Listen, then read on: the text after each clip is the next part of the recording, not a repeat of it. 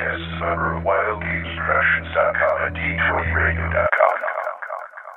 They came from the game table, dice bags in hand, We have one brain that we share between us. to talk about role-playing for all across the land. And you like it. The original and basic, then one they scoured. Kinda grabs you by the boo-boo, don't it? To bring AD&D to the second power. You want me to put the hammer down?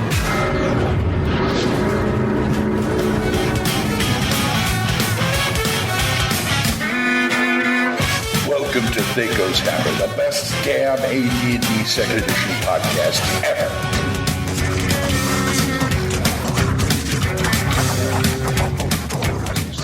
Yes, they are. I'm not going to argue. I'm glad I'm not. It's Crimson Red. But anyway, I'm not going to argue with you. Hi, folks. THACO's Hammer, number 52. That's right, 52. You heard right. And I am DM Glen. Hello. And DM Brian, who's propping me up right now. Hi. You need to lose some weight, man. You're really heavy. Oh, okay. It's the steadying of the podcast host. Not of the Hill Giants? Yeah, I have a story I'll have to tell you off it. Oh, and this is DM Corey. Say hi, Corey. The book is brown. Hi, guys. What's going on out there? The book is red. The pen is royal blue. No, it's you gotta man. We support 2E. You really want to have those splat books be known as brown? No. Okay. Well, I don't want it to happen, but that's what the color is. But let's not argue. We got a show to do. Okay, fine. Then let's go over to Hits and Crits. What are you doing tonight? I don't know. What are you doing tonight? The burlesque Louis Paradise. Miserable and lonely and stupid. What am I, crazy or something? I got something good here. What am I hanging around with you guys for? Hits and Crits. Hits und Crits. Yeah. Okay. And, well, what have we been doing? What have we been doing, Brian? What are you up to? Well, I was preparing for a game today, but we had two people kind of bow out for different reasons. Wanted to play D&D. Yeah, I got a DM. I wanted to run D&D, but, that's kind of what happened, so... No. We'll try again, but, in the meantime, we have a show. Okay. Yeah, you're right. Okay, I can't even really argue with that. Corey, what's up? What's going on? Nothing. What's going on with you? How you been? I'm doing okay. I hear you've been working a lot. Yeah, just got a new schedule. Working. Turned down D&D today because the boys wanted to go out to the Ren Fair, so decided to drag along my cup for Oktoberfest and get it all meated up and walk around retarded. Fun stuff. And that's not normal? No. Well, yeah, I usually do it around the house, but not okay. Yeah. Well, that's great. I'm glad to see somebody doing something vaguely D&D-ish or something like that. My game's canceled until the 20th, so, and hopefully I can maybe talk somebody into coming down, like Full On Gamer, to be in it, but we'll see. Picked up the World Builder's Guide for 2E. At half price. I've been looking for that for a while after we raved about it on one of the shows. Yes, we did. Yeah, I didn't get I didn't get the pad of forms, but I didn't expect to get the pad of forms, but I got the good stuff. Mm-hmm. So, I've been doing that, fleshing out my new campaign world of Earth. And, wait a minute. Your D&D campaign world is called Earth? No, it's called Earth. ERF. ERF. Earth. Yeah, Earth. Nice. Well, last time I played with Thorky, I happened to mispronounce Earth, and it sounded so good. Hey, I'm going to call my world that. Earth. It should be URF. URF? Earth. That sounds like a Warhammer fantasy world. It does. No, it sounds like a Dwarven king. King Earth. I might add that. King Earth of Earth. Wow. And various and sundry things going on in my head. And that's about it for me. Any emails, voicemails? What do we got? Yeah, we got a voicemail from our longtime contributor. We're going to have to get him on the show at this point. Koj? Yeah, Kojo. Yeah, he's constantly sends us stuff, which is good because none of the rest of you guys send us stuff. Come on, get with it, people. Yeah, if not, when we bring him on, we're going to call him our token intern. The Wild Games Productions intern. That's right. Kojo, go get me a cup of coffee. Yeah. No, we won't call him Kojo. We won't call him Kojo. We'll call him Nodwick. Yes. Ooh. This is either that or Rincewind. Kind of like our token Nodwick. Yes, exactly. All right, so if you give me a moment, I'll set it up and we'll see what he's got to say. All right. Hey guys, this is DM Kojo. Got a question about cantrips and the cleric version, the Orisons. Back when I played 1E, way back when, the cantrips always seemed like a useless thing to me. I never used them. The power gamer in me, I guess, just thought they were a waste of time. When 2E came out, I remember seeing that they rolled all the cantrips into one first-level spell called Cantrip, and I thought, well, that makes sense, and they could just go from there. But now that I'm getting back into 2E and a little bit of 1E, I really appreciate, as an older player and DM, the application of the Cantrip and Orison as role-playing devices and, a creative way of continuing whatever you're doing. So, wondered how you guys use cantrips and orisons. There's several options, obviously. You could use the 1E version in 2E. You could use the official 2E Player's Handbook version. I suppose you could use they also got them in the Player's Option Spells and Magic book a little differently. So, lots of options, or do you have your own home house rules on that? So, I'd like to hear what you think about cantrips and orisons. Thanks, guys. Bye. All right, thank you, Kojo. Now, cantrips, I was going to look up in the book here, but maybe you guys can tell me. Now, as far as the cantrip spell, didn't they have a list of cantrips in one of the books? Unearthed Arcana, first edition. No, I'm talking 2E. I seem to remember. It was just a cantrip spell. It wasn't. Because I could have sworn I saw a list in, say, Spells and Magic or something. Mm-hmm. Yeah, I don't think I've ever seen a second edition listing of cantrips. I know they added an Unearthed Arcana in first edition. Right. That may be a help. When they brought it down to one spell called cantrip, it essentially defeated the purpose of making a list of cantrips when you can just pick a. True, but there's a lot of people who want to go, I want to do cantrip. What are you going to do? Yeah. That's when you go, you're destined to be the greatest fighter ever. You have to create, as a wizard, your creativity level is at fighter. You're going to play a wizard, be creative enough to know what kind of cantrips you want to play. Yeah, this goes back to, know what you're going to do before you're going to do it, and just go from there. Because now that I'm thinking about it, that goes kind of against what 2E was all about is, modular and here, we're giving you a freebie. Just, do something with it. Right. Well, not really a freebie. I think, my personal thing is that they just should have just adapted the cantrips from an Unearthed Arcana to second edition. Really? Because they gave a defined set of, what each cantrip did, what it couldn't do. I mean, Kojo, with all due respect, I think you kind of got it backwards because the cantrips in the Unearthed Arcana supplement were fairly powerful, even though they were considered zero-level spells. Mm-hmm.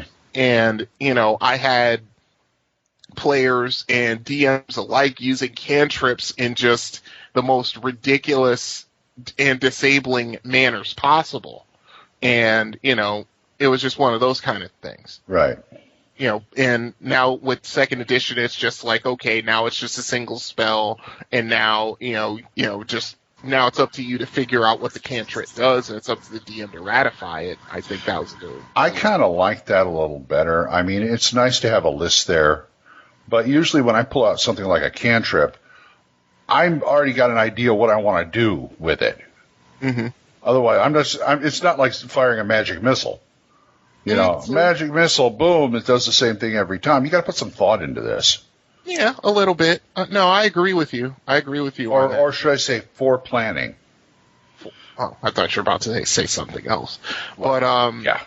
But yeah, I mean, yeah, it would behoove the DM and the player to be able to do that. But trying to think of something on the fly if you're in a particular situation, that can be a little difficult. Well, what I'm saying is you shouldn't have to think on the fly because cantrips are usually something very, very specific that you want to do with it, and you've already thought it's not a be-all and end-all. I stop the monster by firing a fireball. It's usually in conjunction with whatever the situation is and whatever the other party members are doing.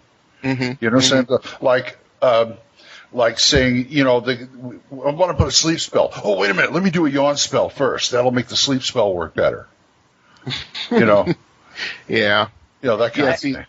I honestly think as a wizard, if you know you're going to be creative enough, wizards, people who play wizards and players who know they're going to play a wizard are already looking at the spells, the limited amount of spells they can cast per day, and going, okay, I can only cast this spell, this spell, and this spell. How could I use these spells in a utilitarian sort of way? I think that's right. Mm-hmm. That, okay, it wasn't intended to be used this way, but I can use it this way. For example, Spider Climb. Okay. One of the most versatile spells. Okay. Spider Climb can add a bonus to your pickpockets. You have sticky hands. Uh-huh. See what I'm saying? Yeah. You can use it to grab a hold of something that you do not want to drop. It's a way of using the spells that weren't intended originally. There's a Dragon Magazine article called Creative Casting that they put out that essentially told you different ways to use low-level spells that you weren't originally intending to use it that way. In my opinion, Magic users are already thinking that way when they're looking at the limited amount of spells they can cast per day anyway. If you can't immediately come say, okay, I can do a trip with a cantrip, I can do a spook with a cantrip or a scare, I can do a sneeze with a cantrip, I can light candles or, I don't know, pieces of parchment that the enemy wizard is trying to cast a spell from. I can make a small spark of flame, like candles or pieces of parchment on fire. It's things like that if you're not thinking ahead, you got to be prepared for your character, in my opinion, and you should know ahead of time what cantrips you're going to cast. And you know what? The only thing that really bothers me about the second edition cantrip spell is the fact, or the second edition first level cantrip spell, is the fact that it's a first level cantrip spell. Or it's a first level spell. I don't want that. I mean, to me, that defeats the purpose of the cantrips. Cantrips to me should be separate from your spells. Because I don't want that taking up a slot if I'm a first, second, or third level character. Right. No, I totally agree with that. That's the other reason why I didn't particularly like what they did. And also because you're supposed to be able to cast cantrips on the fly X number of times a day, or even if you're a generous DM, unlimited times, because they're all that, they're not really, for the most part, effective use in the game. But you can make them effective. That's the whole point. But I don't want, like I said, if I got two spells, one of them ain't going to be cantrip. Right. Yeah. So if you're picking up two spells at your first level, you're not going to go, I'll take cantrip. No, you're not. You're taking a magic missile and light. Yeah. Or web. You're going to take whatever other spell you want to take, because you're not going to go, well, it is a utilitarian and useful spell that you can do different effects with, but in no way, shape, or form is it going to help. I don't know, help you climb out of a well or a dungeon pit, or, make you climb over a wall, ledge, or, even do damage at all, really. Yeah, and like I said, I think it should be something outside your normal spell, your spell smash, and that goes for Orisons too. I mean, you think your god is going to put an extra slot in there for you? No. So you got to take up a slot with an Orison. Thank you, sir. May I have another? Yeah. No, I totally understand what you're saying. Yeah. But my whole thing is that as far as Orisons go, at the very least, the Orisons are clearly defined as to what they are, and of course, they're suggested that you can make more of them, with a little creativity, but. With them, they're a lot more clearly defined as to, what each one does. I mean, you know what? Let's table this, and let's come back to this and devote an actual Magic Fingers segment to it. Okay. How about that? All right, we can do that. Kojo, stay tuned. Yeah, thanks, Coach. Stay tuned. We always appreciate your input. We're going to get you on here one of these days. So and bring me a coffee. Yeah, please. Nodwick. Anyway, let's go. Yes, sir. Well, if we're all done here, let's go to option package. My personality undergoes a startling change. You know, you should meet me because I'm a great guy. I like big fat men like you. When they fall, they make more noise. And sometimes they never get up. Option package.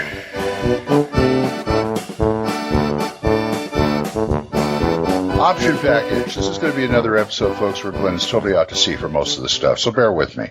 The Elves of Evermeet by... Why? This is a Forgotten Realms based show. Why not? By... That is by... Kellogg's. Oh, really? I didn't check score. This one is by Anthony Pryor, Okay. with Anne Gray McCready doing editing, coordination by Karen S. Boomgarten. This is more of a collaborative effort. Almighty Brahm on the cover and Carl Waller inside. Okay, Yes, sir. by Kellogg's. What's the info on this? Was published when? 1991. Sorry, no, 1994. Oh, I'm looking at the wrong book. Here I am with the campaign guide to Undermountain out, and I'm reading off weird stuff. I got the wrong book in front of me. Sorry, folks. 94. Shall we start again? No, we're good. Okay. No, it would be. Yeah, this is 1994. This is, if you give me a moment, stock number 9430. Fishing. Yeah, this is Forgotten Realms based, but you know what? There's more than enough information that you could just take this and plop it down into any campaign setting, which is what I do, but we'll get to it. So this could be used as a generic elf book, too. Yes, it could. Yeah, it could. That and the complete book of elves, you're set. Yeah, pretty much. Between the two, you can basically create a very believable, fantastical, wondrous elven nation between those two books, yes. Yeah, essentially, the way I differentiate them, the complete book of elves is more mechanical and game-wise. This is more of a role-play / history / background. When both of them dabble in the other, but their main focuses are slightly different. I think the complete book of elves dabbles in history, but it's and when you get the Drow the Underdark, oh boy. Drow the Underdark, I've never heard of that book. Yeah, sure. All 3 shredded copies on the shelf. Yeah, right. So I mean, this one, I like this because it takes that little storyteller concept that we talked about in Splatbook 50. Which you either like or you hate.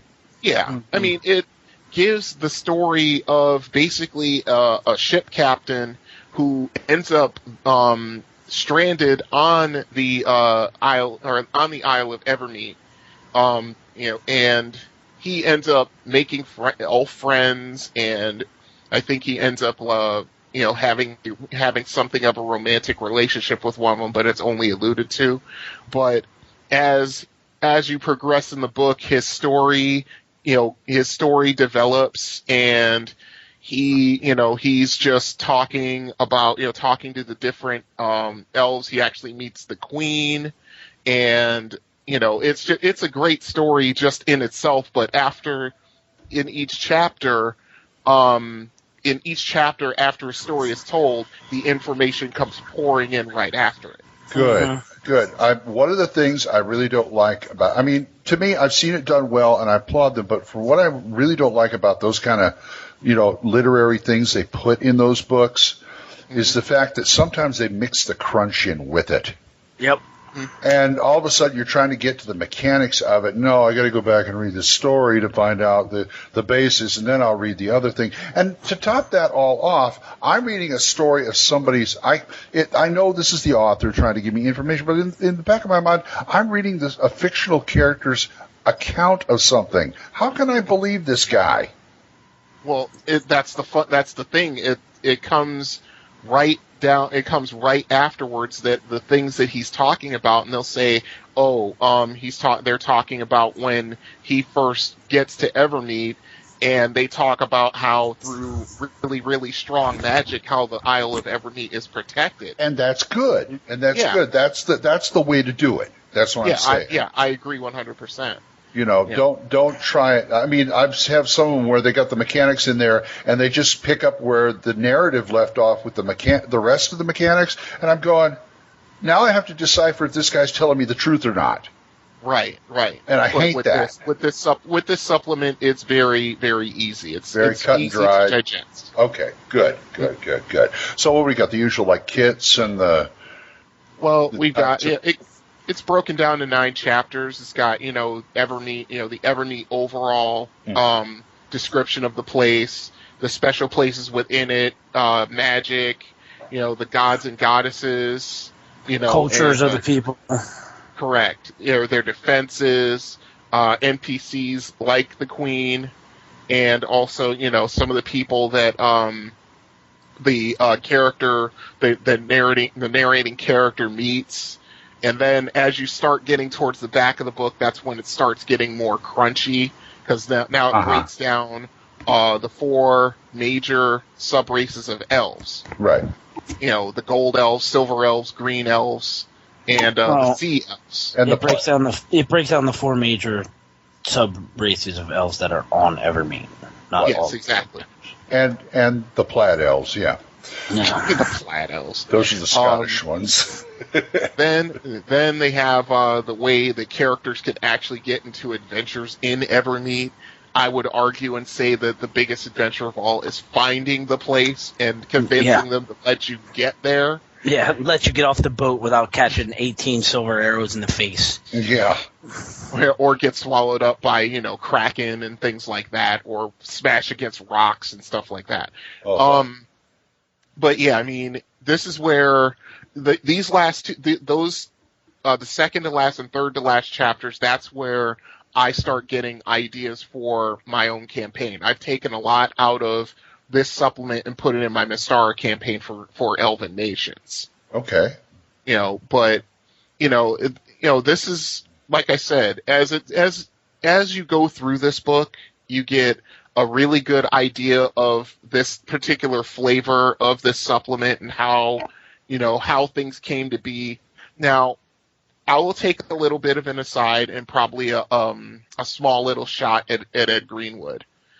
Now, my whole thing is I kind of understand the reasons why the elves decided to start migrating. The problem is it's just too much of a Tolkien rip,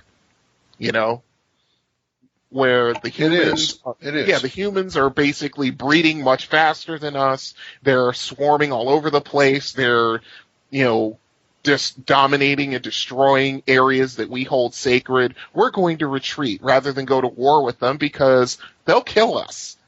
There are much more of them than there are of us. I never thought of the pragmatic version because I've seen that before, and it's like, okay, the elves are going to take their marbles and go home. Fine, goodbye. Exactly. Get the hell out. You don't want to be here, leave. Yeah, and my whole thing is just I kind of disagree with it, but at the same time, it's not my world. I just play it. And you get the elves are leaving. It's such a sad time. It's a turning point in the world. To hell with them. Bye. Mm-hmm. And also another good thing that they do in this supplement, and this walks pretty much hand in hand with the complete Book of Elves.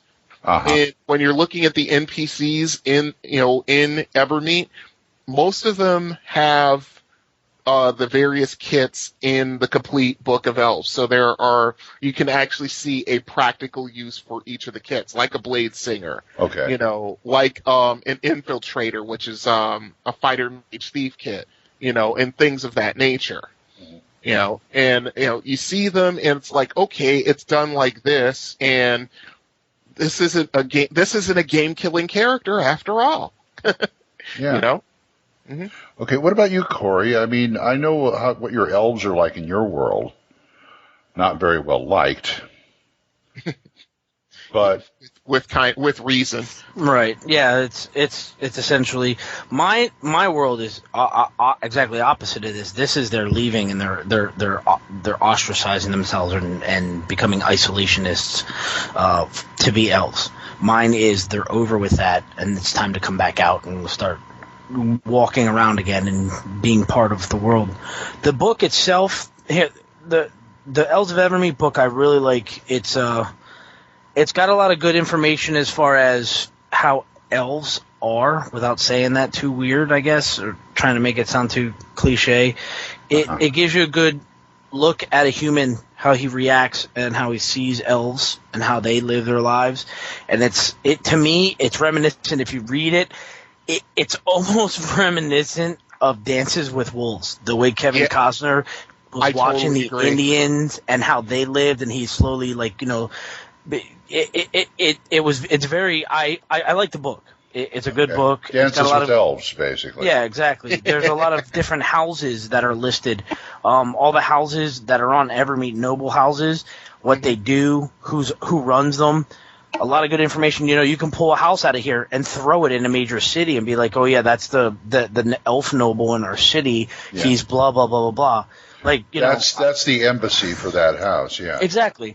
And there's also maps of towns and small temples and sacred places for the elves. There's also the Tower of the Sun and the Tower of the Moon.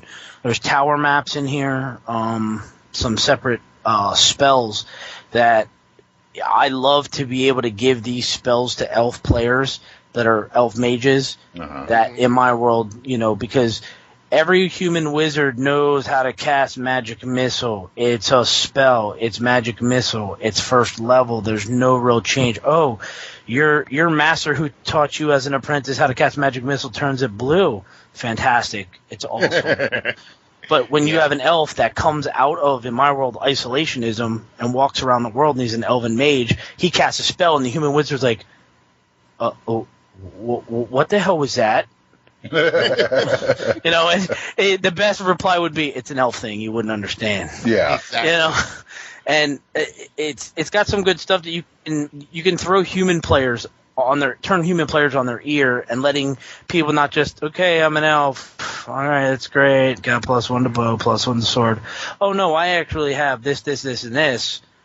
Oh, that's awesome. It must be cool to be an elf. You know, it's not, to me, it adds flavor to an otherwise boring race as far as one of the classic 4, you know?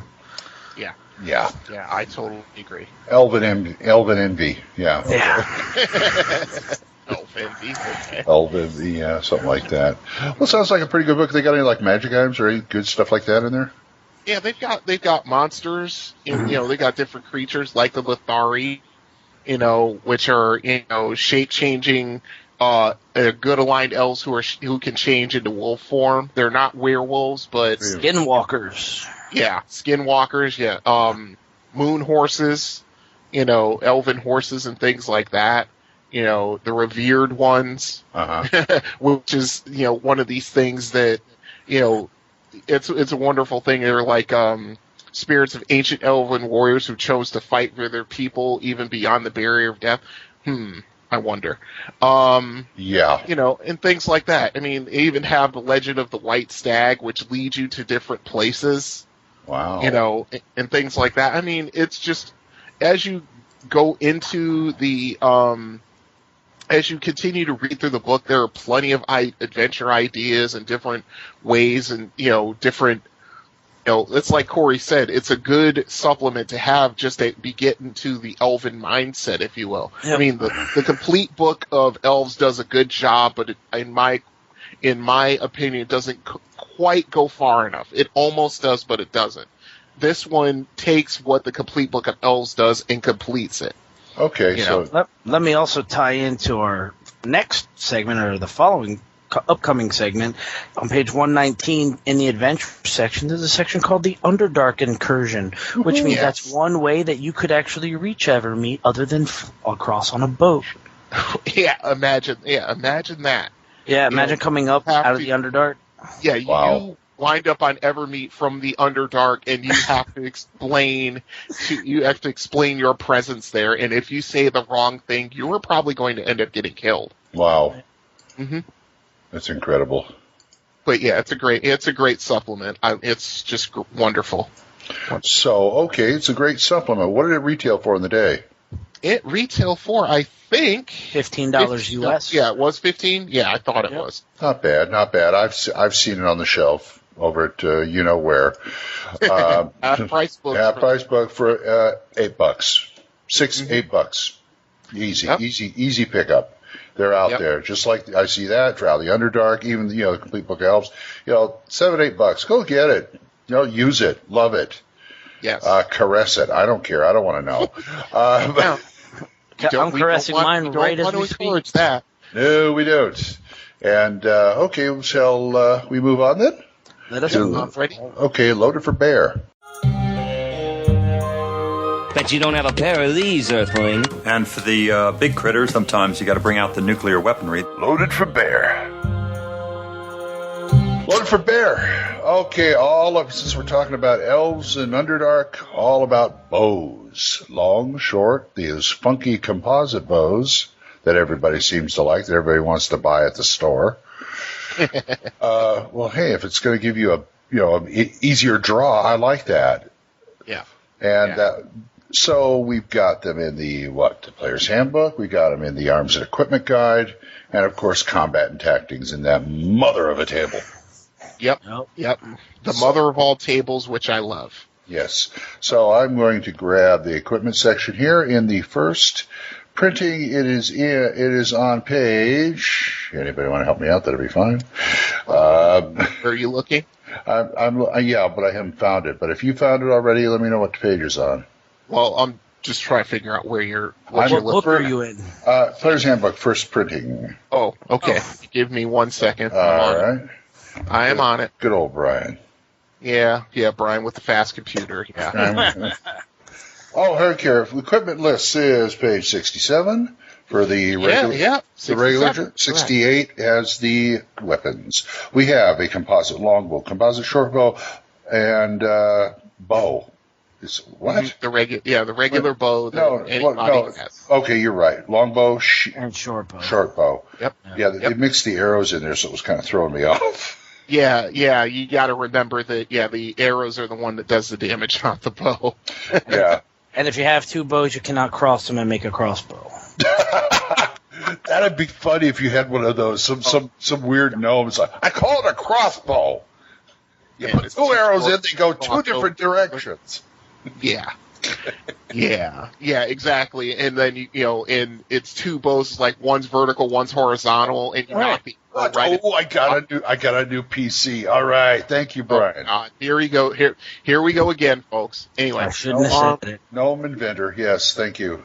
Okay, now as you all know, there isn't too much of a difference between the bows, except when it comes to range and it comes to the speed factor. Now, the composite bows, because they're made of different materials, hence the word composite, they're easier to draw, and the draw isn't quite so strong as like just a regular bow made out of yew wood, if you will. Yeah, if you got that halfling who really wants to use a bow, you hand him a composite short bow. Yeah, absolutely. And the arrows pretty much do the exact same damage, but the composite bows are a little bit quicker on the draw, but their range isn't quite as good as a regular longbow. Right. And and that's pretty much the trade-off. It's not that much of a trade-off, but when you're looking at, like, for a longbow and short bow, it's like speed factors of 8 and 7 respectively, and then you go with the composite bows, they're 7 and 6. So it's a little bit easier to swallow, so to speak. Okay. Now, this has always puzzled me. I know sheaf arrows do more damage than flight arrows. Okay. Correct. What exactly is a sheaf arrow? It's basically, they call it a hunting arrow, but it's, how with normal arrows, it's just a small head, a metal head or a stone head. With the sheaf arrow, the head is like, I'd say probably about 4 times bigger. Okay, it's standard, like it does more damage, but the cost is the range you suffer as far as range goes. Okay. Everybody knows what a common hunting arrow looks like. As far as nowadays, it's a big giant triangle on the end of the stick. Right. That's a hunting arrow. Yep. Or sheaf arrow. Yeah. Okay. Sometimes Gary and the boys just pull out these obscure terms for these things, and you got to go, what? Because we're not all history majors and all that kind of stuff. We're not medieval history. It's true. Unlike Corey and our friend DM Good Mike. You know, but right. Yeah, but nowadays everybody has Google. It's not that hard. Yeah. Well, everybody has opinions. It's true. You know. No, I just meant Google image search. I just meant Google image search. Okay. Oh, you just did a Google search for, what the bows look like? No, you just brought up the fact that not everybody has a historical background and historical training. I said, yeah, but everybody has Google image search. What the heck is a sheaf arrow? You know. That is very true. Yeah, it even gives in the complete book of, Combat and Tactics, it has the 4 different bows, but, the rate of fire, and as you see, longbows have the range advantage at short and medium range. Okay. And the composite bows, their speed factor is a little lower. The range is a little bit worse, but not that much. We're talking on average 10 to 20 feet at short and medium range. And, with the longbow, with the sheath arrows, you get, really good ranges still. But as you can see, compared to like your regular arrows, your range still suffers. Even though you do, you do better damage. Right. Right. So that's pretty much the trade-off. And there's also the gold factor. So yeah, then there's that. Yeah, composite 100 gold you can certainly get by with a good short bow throughout most of your adventuring career. Yeah. So do you want to describe to the folks listening out there in podcast land the difference between a composite bow and a longbow? If it's what I'm thinking, is it the one with like the pulleys and the levers and the that that's kind a compound. That's a compound bow. That was something that wasn't invented. Yeah. Well, who knows? Technologically. No, I've actually pulled a compound bow where it's just basically a wheel and pulley system that once you draw it and you could draw it all the way back and it'll click. That's when you know that it's drawn, and then you just pull back just a little bit further and then you loose it. That's the compound bow. Right. Composite bow is just basically made of different materials to supplement the wood that it's originally made from. Different woods? Longbow, correct. It's laminate. It's the word composite made up of of small pieces to make a greater whole. Yeah. Where a longbow and a short bow is made of one tree, shaved down, limbs cut off. Yep. Okay. Composite is nowadays. So it's particle board. No, I would more say I wouldn't say particle board. I would more say plywood. Plywood. Okay. It's still sturdy, like plywood is, but plywood is made up of layers. Yeah. It's like trident layers. There you go. Right. Okay. And to basically to not imitate, but to equalize, make it as strong as like a bow that's made out of one long piece of wood. They have different other materials attached to it to make it stronger. Yeah, understood. So it's see, I didn't know the difference myself until, I would probably say close to 2nd edition when they actually made a description of a composite bow that I understood. Because those things got introduced in 1st edition, I think, with Unearthed Arcana. I may be wrong, but I think that's where they started. And the description wasn't good enough, and I'm like, what's the difference between a composite bow and a regular bow? I don't quite get it. Then I read the 1st edition or 2nd edition player's handbook, and it described it. It said, piece of wood with, metal and other materials to make it as stronger but lighter weight. Right. And a bow is your standard. See, I always favor the crossbow just because of like space factor and size factor. Mm-hmm. I always think, I know there's short bows on there, but I always think of the longer ones that you string over your body when you're walking. Mm-hmm. And things like that. And it's like, man, in a tight dungeon, that's going to be a real problem. Well, if you have a DM who's going to enforce that kind of stuff. Yeah. Until you got to 2.5, in my opinion, I think second edition really gimped the crossbow. Until they actually gave crossbows proper damage in 2.5. When I would never pick up a crossbow. If I took from between a bow with some sheaf arrows, one of my favorite arrows, the frog crotch, which we can get into, but I picked that up. I don't know if we want to. They're out of the Oriental Adventures book. Yep. They're actually like a half moon on the end instead of a big leaf or a triangle. It's a half moon, and the inner curve of the half moon is a blade. Ow. It's used for cutting ropes, cutting throats. Ooh. It's real shorter range with it, I think, or what is it? It's less rate of fire, I think, but more damage. And then you got +1 to damage. Yeah. Yeah. And see, that's where sheaf arrows originally came from, was Oriental Adventures. That's the first place I saw it. Okay. But yeah. Understood. I've had characters who have bows before. I mean, I think I'm running one right now in the basic game. And that's it. Well, it's also because he's got some really badass arrows. So it's Hawkeye? Yeah, more or less. Well, I'll have to tell you about his sword sometime. But anyway, okay. It's mostly, that's your range right there. Yep. If you can't hit it with a spell, hit it with an arrow. Yep. Best thing to do.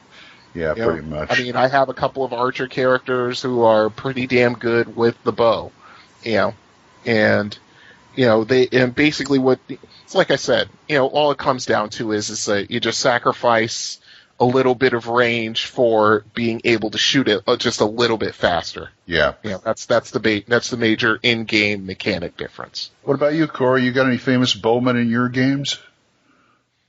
Haven't had anybody that's actually made a character, an archer type character, or a fighter that's specialized in the bow. A lot of people will play the ranger and they'll pick up the bow, or they'll play, and you got different types of players that want to play with a bow, but none of them actually have taken it full bore to the head. It's sitting specialized. Yeah, rubbing their bow in the campfire with rosewood oil, making sure it's nice and pretty, and talking sweetly to it as they're in their bedroll. Going private pile on their longbow. Plus, if I ever see anybody use the trick shot where you can fire your bow with your feet at my table, I think they're getting a D20 to the face. But no, I like the idea. I mean, when you think medieval, I honestly, my second thought and image of medieval times is a bow. The English longbowmen evoke so much. The Welsh longbows and such. Yep. What about poison and the bow? What about poison and the bow? Arrows and things like that? Yeah, things like that. You ever have anybody fool around with that? NPCs? Nope. PCs? No one likes messing around with poison in my game because, it's... if you screw up trying to poison Arrowhead, you're pretty much boned.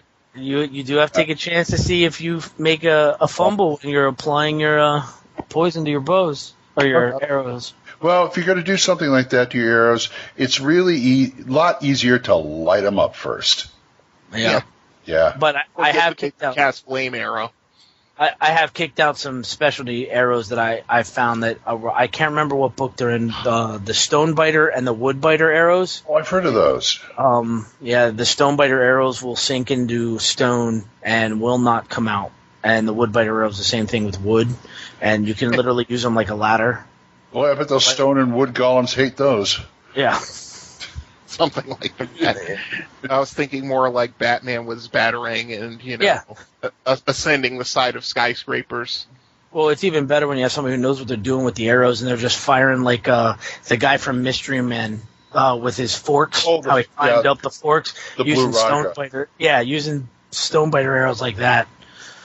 Yeah, that'd be way cool. Of course, you'd have to have a rate of fire incredible rate of fire, but... Yep. Or they'd have to climb slower. That's true. That. Yeah, but I've found that most of the characters I've run into or I play, if I could light up an arrow and shoot it into somebody's back, he's happy. No. Yeah. Yeah. I mean, I was thinking. Light the arrow. I got to light the oil. Boom. Yep.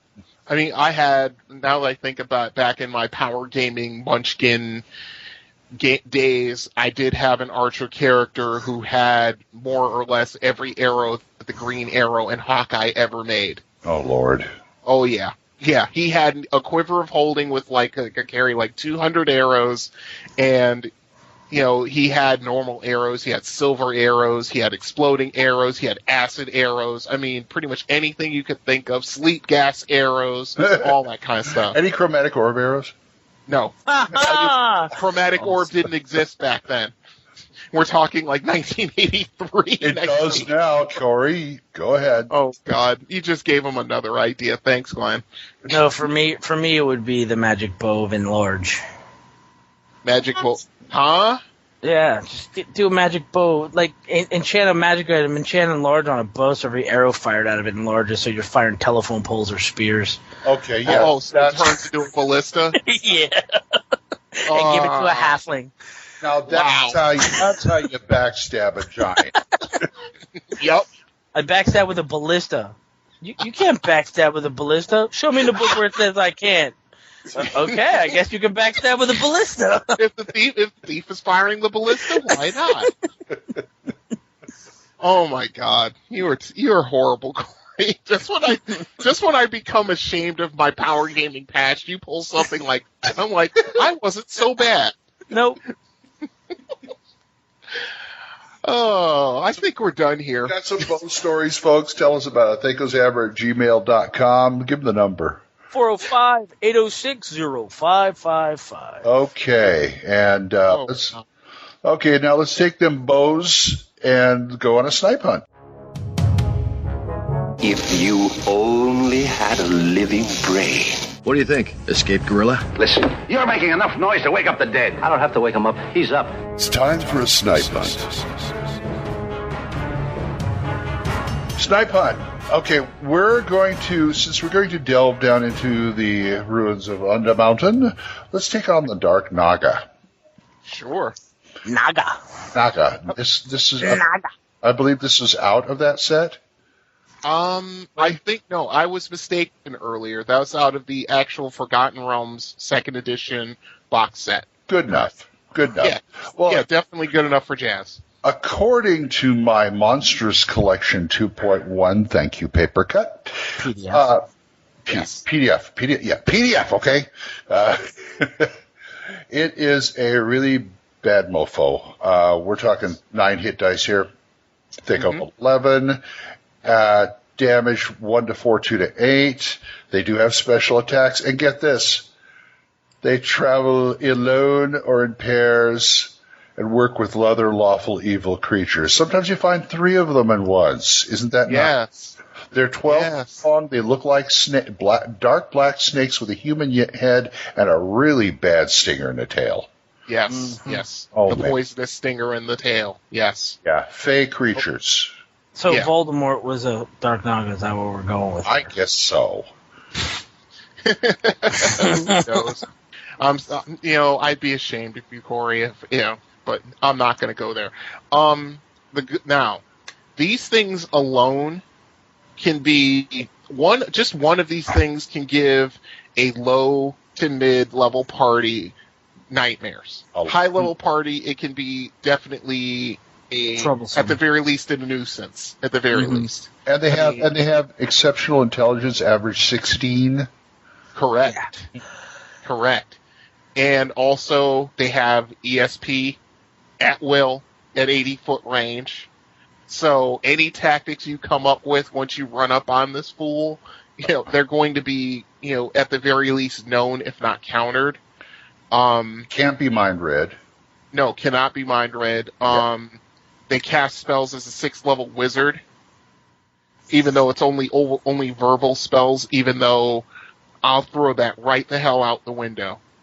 Because most of the verbal spells, in my opinion, most of them are not that good. So yeah, you're going to see a Dark Naga cast a fireball on somebody, cast a lightning bolt on somebody, a stinking cloud, any sort of disabling or damaging spell you can think of.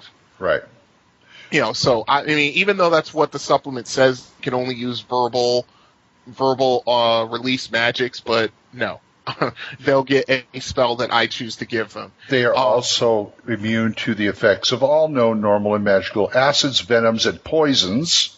Correct. And they also they're not immune, but they are resistant to charm, sleep, hold, and similar enchantment charm spells. You can give +2 bonus. So you can try it, but you got a less of a chance for it to happen.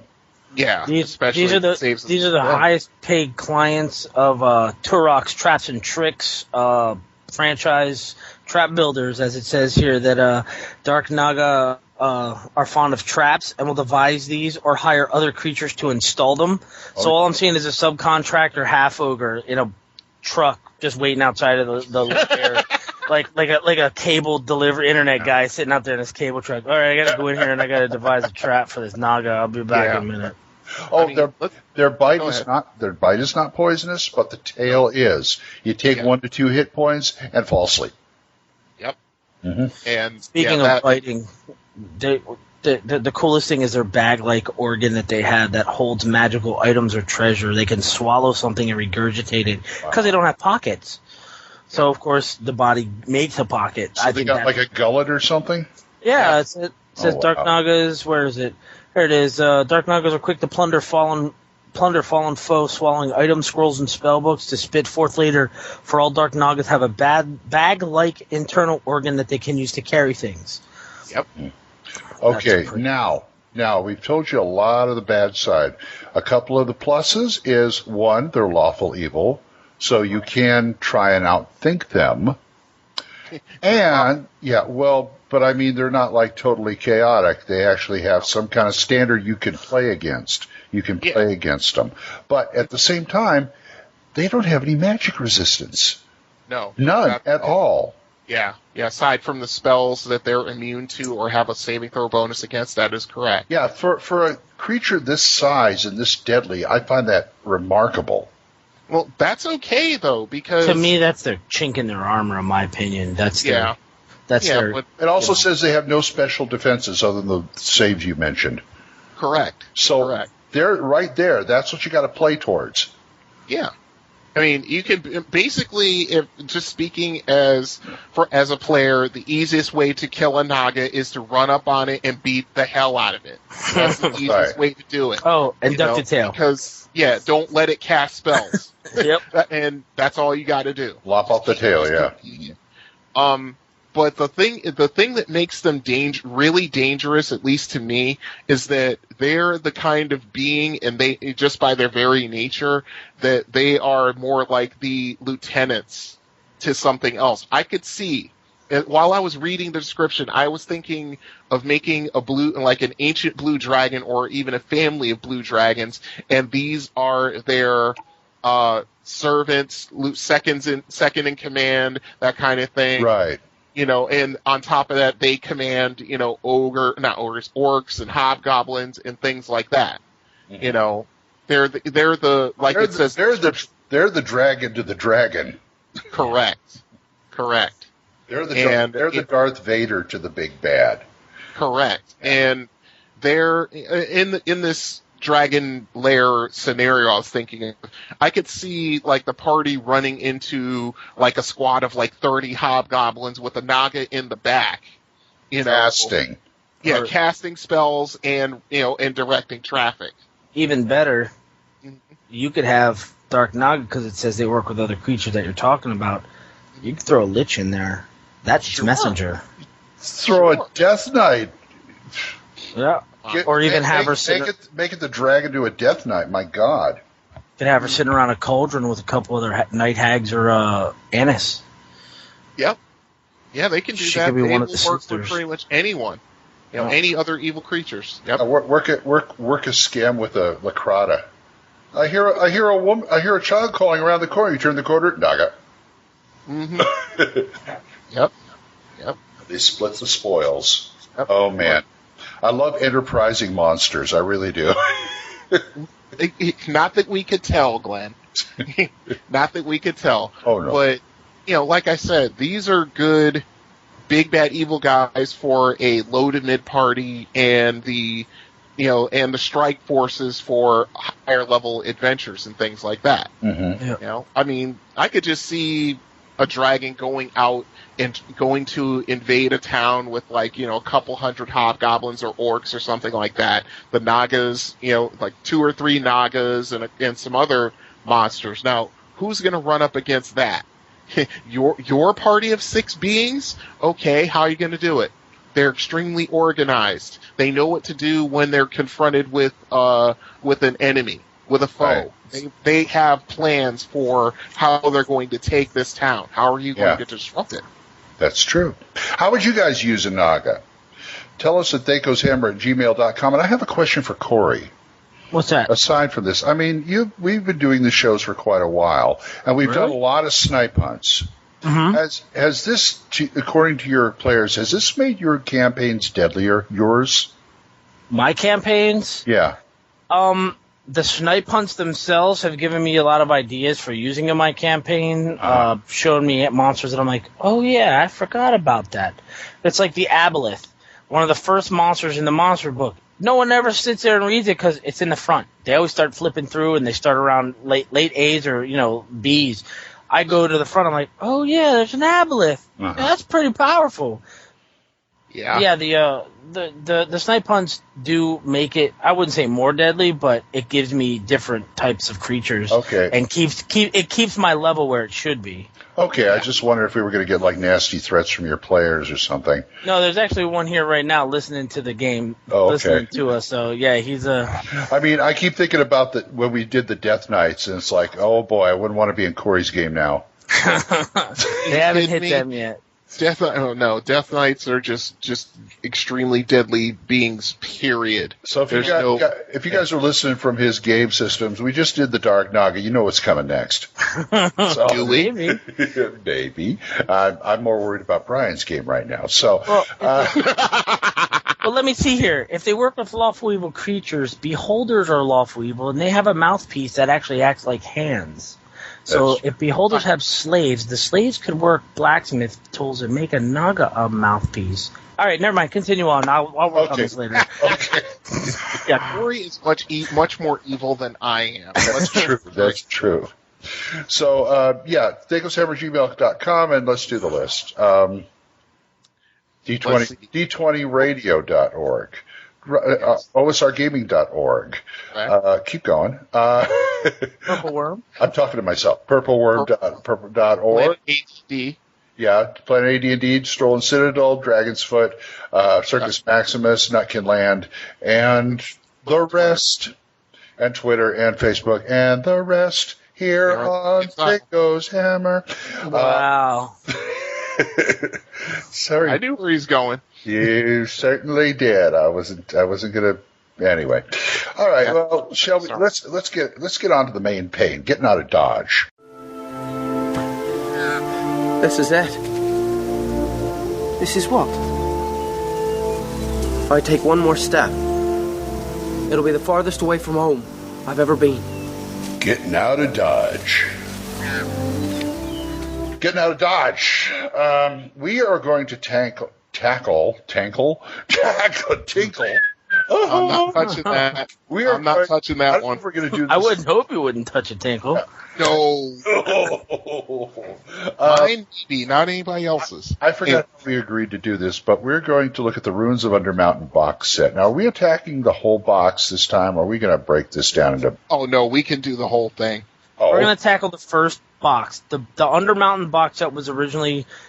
It came out as 2 box sets. There was a 1 and a 2. We're going to do the first one. The box set, the second one came out 5, 6, 7 years later? 3 years later. 3. And not only that, they also had a really good article in Dragon about Skullport. Yes. Also, and they came out with their own supplement book about Skullport. I was just going to say it's Skullport. Sitting right here in front of me. Yeah, I'd love to have a copy of that. But anyway, is this Ed Greenwood himself putting this together? Yes. Oh, man. This is one of his babies. He gave a nice dedication to other people, but this is him. Okay. Him and his right-hand man, Stephen Shend. His Temple of Elemental Evil. Okay. Yeah. Yeah. Or bigger. Yeah, that's what I'm saying. Because to me, Telltale Evil is pretty huge.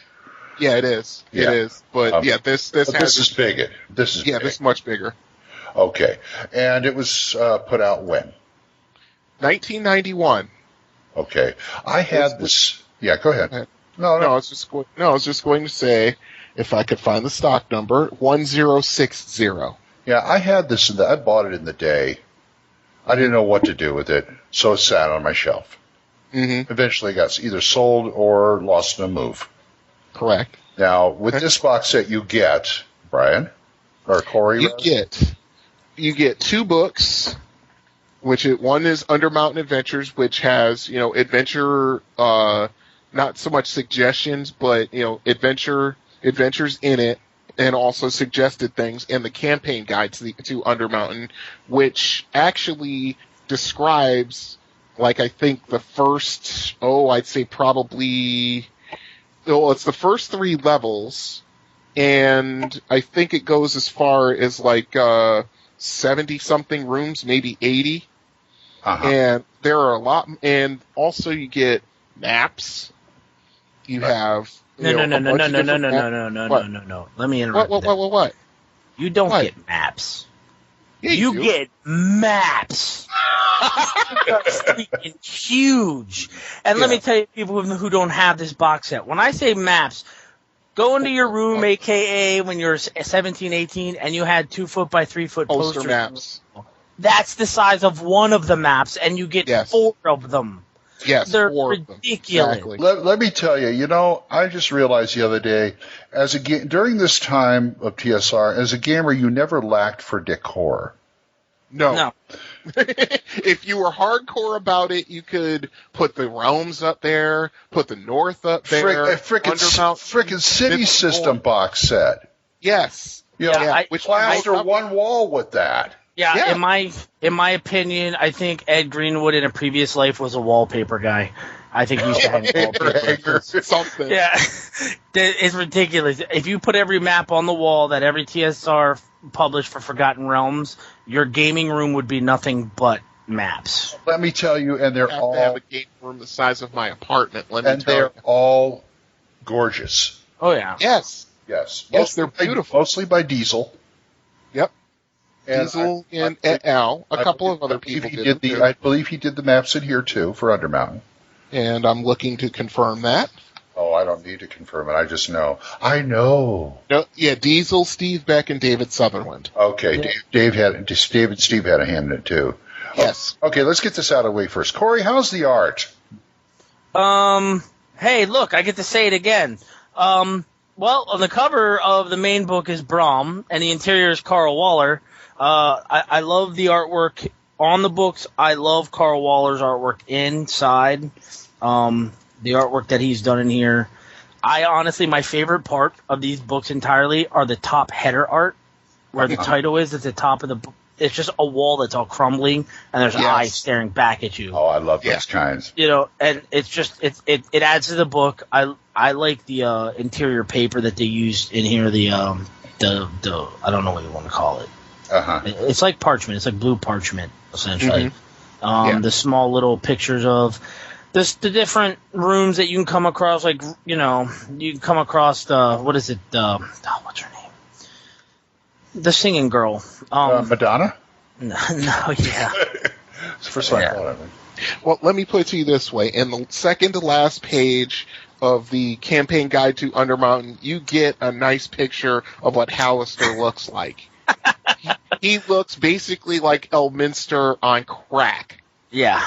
He's crazy, and it comes across in the artwork. Okay. Whereas he's freaking casting spells that just will destroy you or transform you into all kinds of different interesting things that he can use. Okay. Let's take a step back here and start with the history of Undermountain. Okay. Apparently, Undermountain predates Waterdeep. That's correct. Okay. How did this come to be? How did this gigantic, huge dungeon under the city come to be? Okay.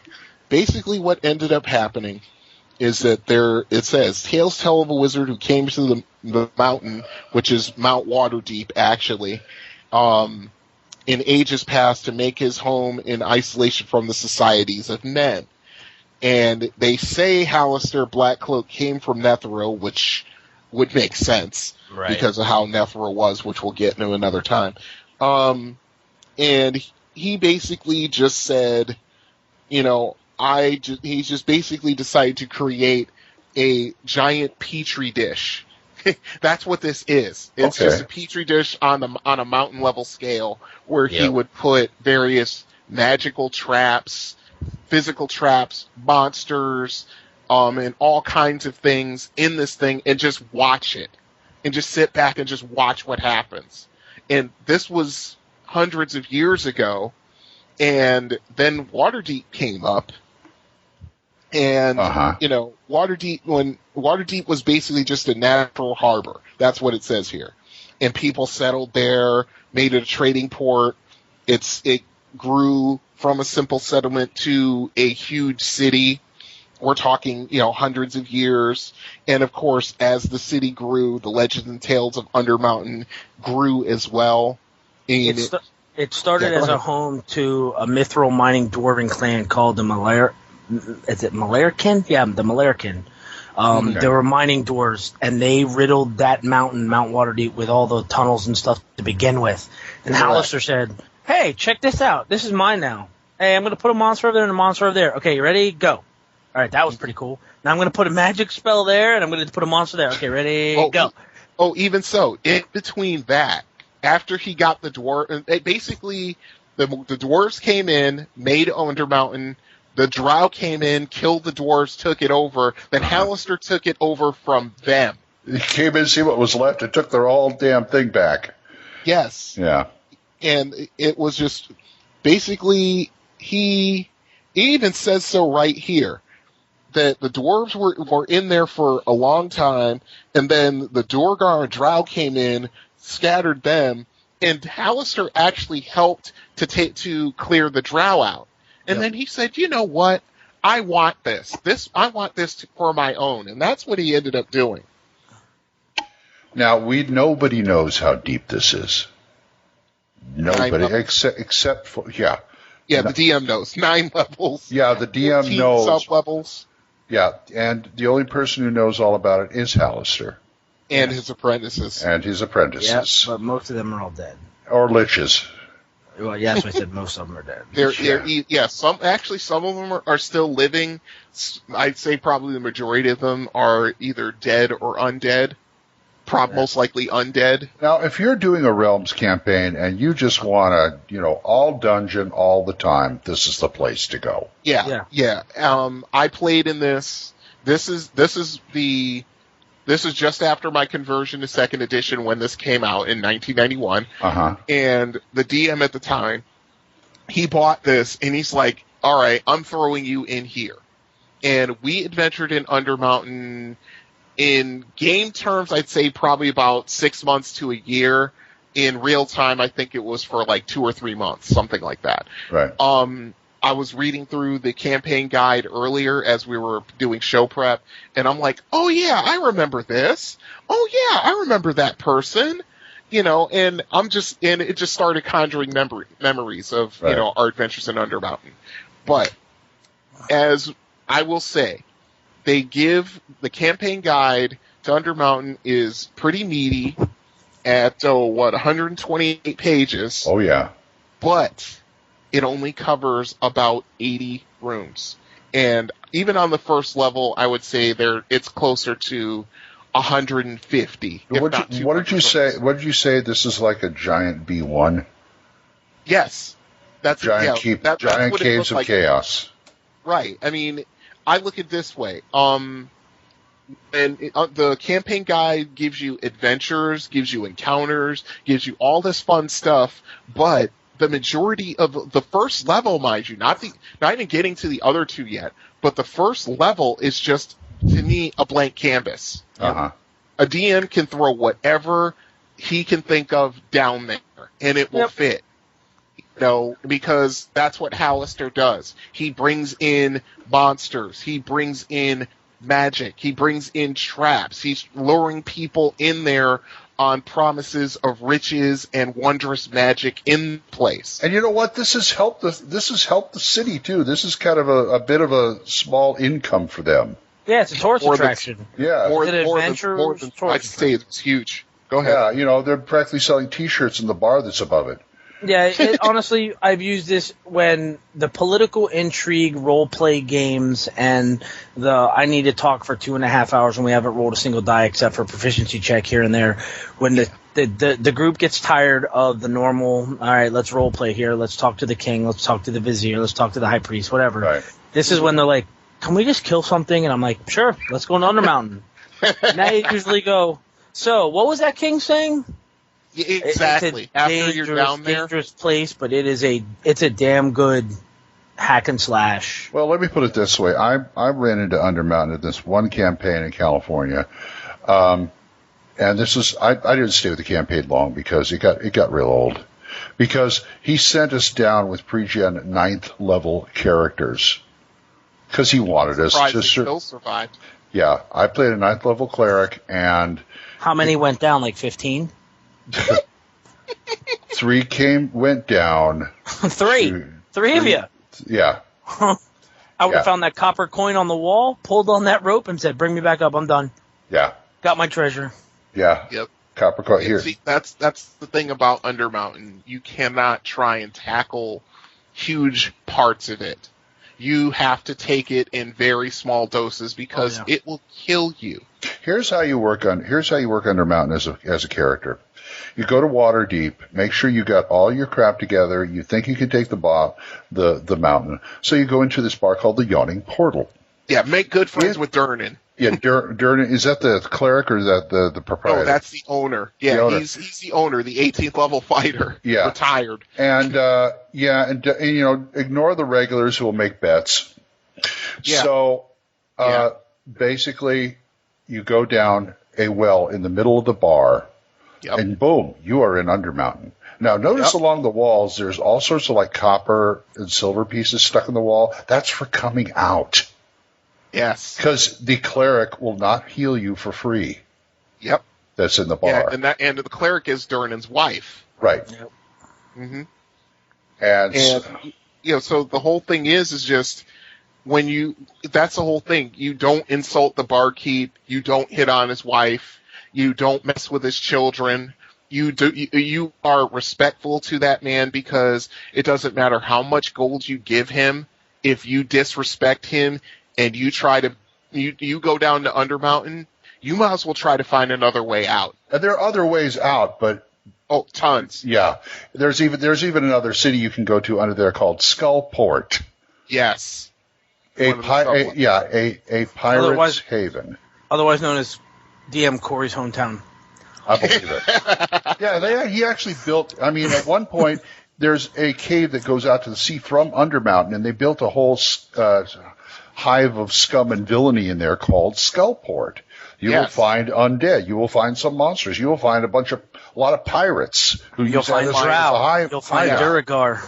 Yeah. You'll find giant floating skulls that are on fire that act like police. All rubbing shoulders. I mean, this is a whole campaign in itself. Yep, correct. Right there. We'll get into that later. Yeah, that's a separate supplement unto itself. Right. But getting back to Undermountain, it's like I said. Go ahead, Corey.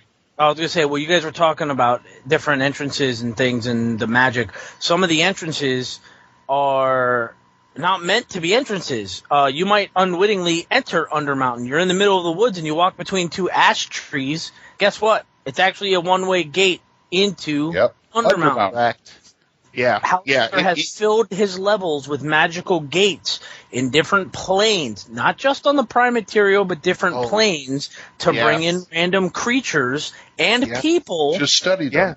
Not only study, but to keep it filled. He's got to. That's why he's keeping it filled, to study them. He's the one with the crystal balls and stuff. He's watching everything. Right. Yeah. And the crazy part is these gates don't always act the same way, and they don't always activate the same way. And they've got into high detail about the different gates. Some gates may only work at night. Some gates may only let males through. Some gates may only let creatures that actually have fire through. Some of them will only work, one way, but the other way you have to, shed blood while you're going out. You might as well think of all the gates as a sign saying DM have fun. Yeah, exactly. Exactly. You have to realize that these gates are created by an insane madman wizard. So take that as what you think his mind. It's just all for science. That's all. Well, let me make the note, even though people probably don't want to hear it, but this is an insane magic user who's more powerful than in Leinster. No. Let's make that hint. At the time of the second edition campaign box set, they listed Elminster as 26th level. Hallister's 29. Well, that means you got to get their equivalent to the Avengers, get him and Blackstaff together. And go down. Yeah. If they are going to go and take, for some reason, Elminster does not want to tackle with Hallister. I don't know what the reason is. I forgot what it is, but he wants no part of Hallister. And as far as Blackstaff's too busy, being a Lord of Waterdeep and running everything above ground. He has no time for those stupid enough to go down into a dungeon that a crazy mage made. You know what I mean? Right. That and crying about his dad. Yeah. Mm-hmm. Oh, about his. Oh, okay. We'll talk about that. But anyway, like I said, this is. This is a blank canvas for whatever the DM wants to put in it, and even more of a blank canvas than Night Below was. Yeah, Night Below. Well, yeah, but Night Below was a blank canvas, but in a different kind of way. Just in what happens while you're going from point A to point B to point C. In this, it's like you have. It's sort of like. It's like the beginning of a story, like the first chapter of a story. Then it's like, once you finish the first chapter, it's like, okay, now you make the rest of this book. Yep. Yes. It puts DMs on the spot, so to speak, puts them on point. And a lot of them love to be there, so. Yeah. Oh, yeah. And they can come up with the craziest stuff imaginable, the deadliest stuff imaginable, and the players can't squawk. Why? It's Undermountain. Yep. And to tell you how popular this dungeon, as far as popularity with DMs and players alike, TSR put out the Runes of Undermountain 1, the Runes of Undermountain 2. The lower levels. They put out other Runes of Undermountain as far as particular adventures that take place on a random alternate level, but they don't connect one way or another. There is a gentleman out there who has decided it was his mission in life to create the Ruins of Undermountain 3 and fill in the rest of the other levels. You can find it online. Wow. Really? I can't think of his name offhand. I think his internet handle might be Hallister or Blackcloak. I'm not sure. I think it is Hallister. Him! And he actually had someone make the full-size poster maps, like the maps from this box set, for the other levels. He didn't get any help from Full On, did he? No. Okay, it would be much deadlier. That would be rather dangerous. I'm pretty sure Full On's not going to like the fact that he missed the show. Yeah, but yeah, I mean, I'm just going through the book and going through the campaign guide again, and there are they talk about the gates. They have just various rumors. And they could be rumors, but most of them are so well put together, I'd have to make adventures around them. Like, there's a band of 12 elven vampire maidens dwelling in a grotto near the docks. Oh, they fly out at night, wandering the city south of the castle, looking for men to prey upon. And the most handsome ones become their undead servants and lovers. The others are left near dead from blood drain. So that's just a wonderful thing. What if, let's say, Pierre Geron, the Paladin's son, the open Lord of Waterdeep, he comes to the party and says, "Look, we have this problem. These vampires are coming out of Undermountain somewhere we can't detect where, and they're preying upon our men. They're either taking the handsome ones and they're leaving the rest near death. We need to stop this. Right. We need you to stop this." Because you guys aren't too find these fetching. vampires and destroy them. Because you guys aren't too fetching. Can you do us a favor and save the good-looking guys? Yeah, you're a bunch of ugly mofos. You're a bunch of ugly mofos. Go take care of that. So there's endless possibilities in this literally. setting. Literally. Yeah, I mean, this set. Well, one last point I'm going to make. Yeah. This setting was so popular amongst not only Forgotten Realms players but D&D players in general. They made a video game out of it. Really? They made a couple of video games out of it. Yes, they did. Yep. And it's a lot of fun. I have it. I've played it. It's fun. It's hard, but it's fun. Wow. So any of you out there wanting to play on Undermountain and want a reason to use this, and you're like, well, my campaign's in the middle of the woods right now. They're in between missions or quests. I don't know how to get them to... Yes, you do. Have them make camp in an area, have one of the guys go out and not come back. Everybody goes out looking for them. Guess what? The whole group just walked through a gate. They're now in the second level of Undermountain. Now, instead of getting in, they got to get their way out. Yeah. Or you could find your way out. Or you could just play Dragon's Lair. So... But who'd be Dirk the Daring? That's true. They all would. Anyway, what was this going? Yeah, because they all want Daphne. Yeah. What was this going for in the day? This was, I believe, $20. Yeah, I think that's. I see either eight. I figure it was either between 18 and 25, somewhere around there. Yeah, it was 20. And today you can find it on eBay and other places. I go to Half Price and I tend to find stuff like this in pieces. Yeah, it's very hard to find a complete and whole box set.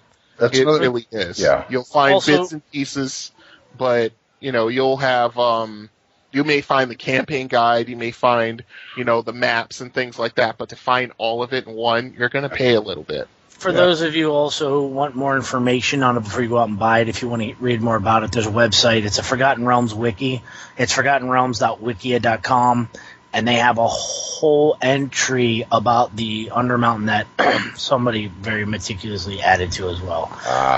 Yeah, I tend to go to Half Price, and this is for all the box sets. I mean, I see Council of Worms there in pieces. I see Night Below in pieces. It's like you want the books. You're not going to get the maps. Yeah, forget it. Yeah, I was just going to say. But they priced the two books separately, which is like kind of galling to me. I found the Champions Mystara, all three books, 1, 2, 3, right next to each other. Yep. And So you look on eBay. I don't know what they're going for on eBay or Amazon. Right? I'm looking on Noble Knight right now. Yeah, what they have one that's near mint, very good condition, $40. Wow. I'm on eBay right now. The whole box set right now. Hey, you have 6 days and 17 hours left to buy the entire Ruins of Undermountain 1 box set for $1. Whoa. Is it complete? Yeah, complete. Really? Time to snipe that one. Well, it says 6 days and 17 hours, so I'm sure it's going to go up. Right now, they're showing a new bid on it. You watch it. There's a U set right now going for $22. Another set of first and second for $35 together. Nice. Just got to buy it. 1 and 2? Really? Yep. Buy it now on any of those? Newly listed. I am not seeing a BIN. There's the $35 one. Buy it now. All right. Yeah, there's one right here that's complete. They want $60 for it. Yeah. Right now. Yeah. So it's going to go up and down, but I think it's going to vary. If you keep looking, you're going to find it for a reasonable price, I think. Yeah. You got to do your homework, but you can probably find it. So there's somebody here who wants to sell Undermountain 2 for $120. Yeah. Keep your trying. hobby's dungeon delving, and then you better start eBay delving. You'll find a good price for it. Oh yeah. So if you guys got Undermountain stories, tell us about it. THACOshammer@gmail.com and 846-942-2874. I don't know what I'm just spouting. What? I'm just spouting numbers for the phone number, right? Phone number is 405-806-0555. Stop me before I do it again. Okay. I think we're going to have to close this splat book. Yeah, I think so. Yeah, it's getting kind of silly. Glen's losing his mind. It's time to stop. Yeah. I should have stopped 5 episodes ago then. Say goodnight, Brian. Until next time, folks, if you see a bunch of drow and they're about to sacrifice a moon elf, do yourself and that Moon Elf a favor. Run. Corey? No, rescuer. Rescuer, yeah. Corey? Don't shoot your longbow with your feet, even if you're an elf on Evermeet. Just don't do it. That rhymes. Wow. And I'm DM Glen saying we'll see you next time when the hammer comes down on THACO's Hammer. Bye-bye. $60? What was it? 100 and what? Yeah, Under Mountain 2, 120. Can you believe that? They're smoking medieval crack is what they're smoking. That's pretty galling. Oh my God. It better be. THACO's Hammer theme is provided by the Diablo Swing Orchestra. You'll find them on Jamendo.com. All other additional music for this episode was provided by Kevin MacLeod. You'll find more of his music on Incompetech.com. Be sure to visit our website at THACOsHammer.info. If you have any questions or comments, email us at THACOsHammer@gmail.com. Remember, that's an O, not a 0. You can also find us on the second edition forums at osrgaming.org and at purpleworm.org. Or give us a call and leave us a voicemail at 405-806-0555. See you next time when the hammer comes down on THACO's Hammer.